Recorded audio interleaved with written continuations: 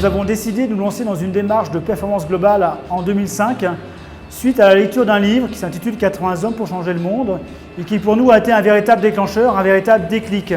Ce livre présente des témoins qui ont mis en place une démarche de performance globale. Et en lisant ce livre, on s'est dit, mais ces gens-là ont raison. Et si toi, tu ne comprends pas maintenant qu'il faut te lancer dans cette démarche de performance globale, peut-être que ton entreprise, dans 5 ans, dans 10 ans, dans 15 ans, elle sera amenée à disparaître, un peu comme un vieux dinosaure qui ne s'est pas adapté à ce nouveau monde. C'est en fait comme un dinosaure, c'est une question de survie. Si tu veux survivre demain, eh bien, prépare-toi maintenant à lancer une démarche de performance globale.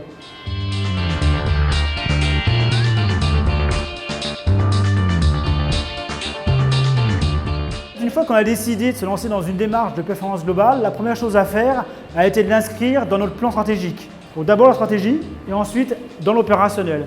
Dans l'opérationnel, on a agi sur les 4 domaines, le social, le sociétal, l'économique et l'environnemental. Le maître mot pour moi c'est cohérence. Performance globale égale cohérence. Agir partout et progresser sur chacun des thèmes au fur et à mesure.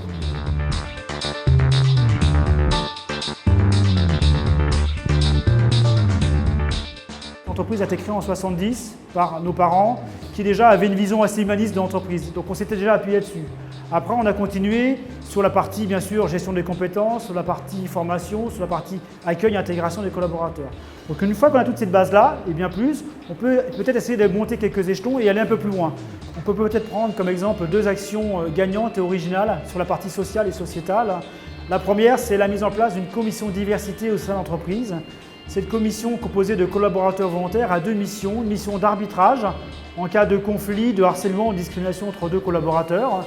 Et puis une deuxième mission qui est une mission d'animation de la diversité au sein de l'entreprise.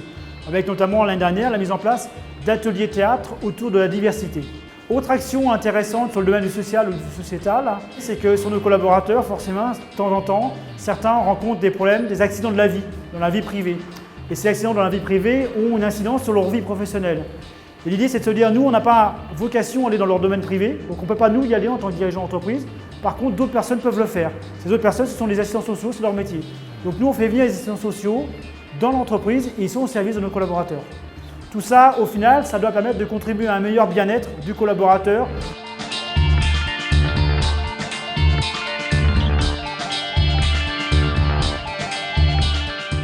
Les bénéfices d'une démarche de performance globale pour l'entreprise sont divers, nombreux et variés.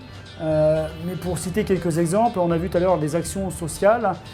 Ces actions sociales, elles ont des avantages forts, notamment par exemple en interne. En interne, c'est d'abord une contribution au bien-être des collaborateurs au travail. Et puis c'est aussi une adhésion des collaborateurs aux valeurs d'entreprise.